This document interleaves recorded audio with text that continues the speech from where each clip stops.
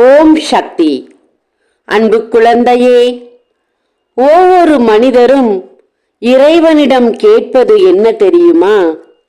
இறுதி நாட்களில் யாருக்கும் எந்த தொந்தரவுகளும் கொடுக்காமல், யாரும் என்னை எப்போது இந்த உயிர் போகும் என்று நினைக்கும் முன்பும் என்னை எடுத்துக்கொள், உறங்கச் செல்லும் போது என்னை எடுத்துக்கொள் தெய்வமே. யாருக்கும் எந்த பாதகமும் நான் வாழும் போதும் செய்யக்கூடாது, நான் இறக்கும் போதும் யாருக்கும் தொந்தரவுகள் கொடுக்க கூடாது என்று ஒவ்வொரு உயிரும் இங்கே வேண்டிக் கொண்டிருக்கிறது.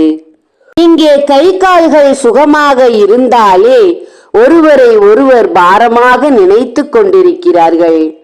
அப்படி இருக்கும்போது கை கால் வராமலும் படுத்த படுக்கையிலும் இருந்தால் இங்கே நரக வேதனையை அனுபவிப்பதை விட நல்லதொரு சாவு ஒவ்வொரு மனிதருக்கும் வந்தாலே போதும் என்றுதான் இங்கே ஒவ்வொருவரும் இறைவனை வேண்டிக் கொண்டிருக்கிறார்கள்.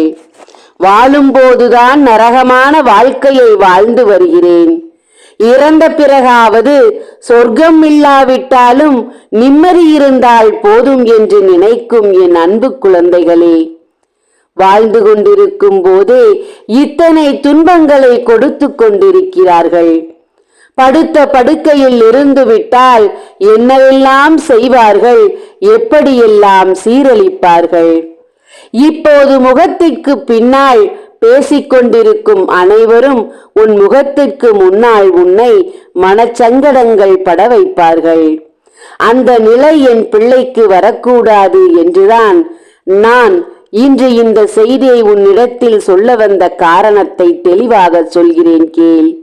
பிள்ளையே, உன்னை போலத்தான் மனம் கள்ளம் கபடமற்றது, யாருக்கும் எந்த தீங்கும் நினைக்கவில்லை. ஆனால் எல்லோருக்கும் உதவிகள் என்றால் முதன்மையாக நின்று கையில் இருப்பதை கொடுத்து, இல்லாவிட்டாலும் கடன் பெற்று கூட உதவிகள் செய்திருக்கிறார். குடும்பங்களுக்கும் உறவுகளுக்கும் உறவுகள் அற்றவர்களுக்கும் கூட உதவிகள் செய்திருக்கிறார். ஆனால் அவருடைய கர்மவினை எப்படிப்பட்டது தெரியுமா?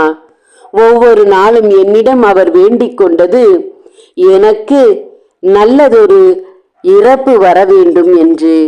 ஆனால் அவருடைய கர்மா முடிவெடுத்திருப்பதோ வேறு ஒன்று. அந்த மனிதனின் கர்மா வேறு வழியில் அழைத்து சென்று கொண்டிருக்கிறது.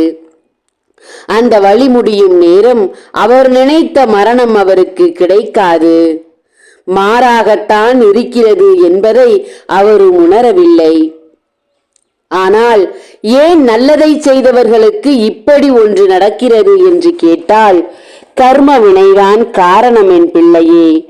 முன் ஜென்மத்தில் செய்த கர்ம வினை இந்த லோகத்தில் இந்த வினையில் அவர் அனுபவித்துக் கொண்டிருக்கிறார்.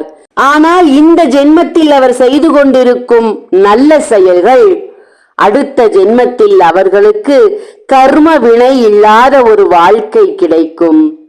இப்போது செய்த நல்ல காரியத்திற்கு அடுத்த ஜென்மத்தில் சுகமாக வாழ்வார் அவர்.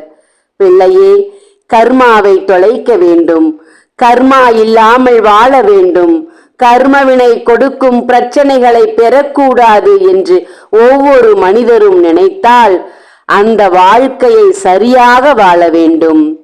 ஒருவருக்கொருவர் கெடுதல் நினைக்காமலும் கெடுதலை கொடுக்காமலும் அடுத்த குடும்பத்தை கெடுக்காமலும் ஒருத்தர் கஷ்டப்பட்டு உழைப்பின் முன்னேற்றத்தை காட்டிக் கொண்டிருந்தால் ஒருவரது உழைப்பை பெற்று தான் ஊதியம் சம்பாதிக்க வேண்டும் என்று நினைக்கும் ஒவ்வொருவருக்கும் அந்த ஊதியம் கையில் நிற்காது என்பது உண்மை.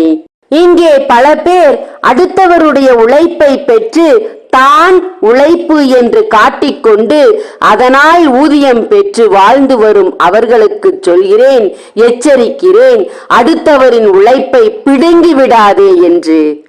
நீ முயற்சி செய்து உன் மூளையை கசக்கி நீ உன்னுடைய தொழிலை கவனி.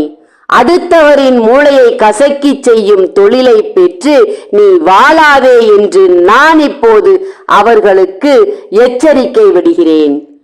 தங்கமே, இதுபோல நீ இருந்து விடாதே. இருக்கும் கர்மாக்களை இந்த ஜென்மத்தில் நான் அழித்து உனக்கானதை நீ வேண்டிக் கொண்டிருப்பதை உனக்கு நான் கொடுப்பேன் என்று சத்தியம் செய்து கொள்கிறேன். பிள்ளையே, நான் அடுத்தவர்களிடத்திலிருந்து எதையும் வீணாக பெறுவதும் இல்லை. வீணாக பெற்றுக்கொண்டிருக்கும் ஒருவருக்கும் எதையும் நான் கொடுப்பதில்லை என்பதையும் தெரிந்து கொள்.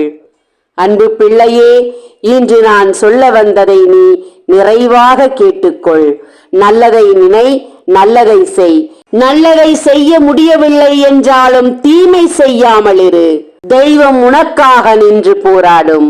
அன்பு பிள்ளையே, உன் தாய் கையில் வைத்து காத்திருக்கும் 48 நாள் பூஜையில் வைத்த எந்திரங்களையும் சாம்பராணியும் ஆண் பெண் உருவத்தையும் சத்தியநாராயணா படத்தையும் வாங்கு.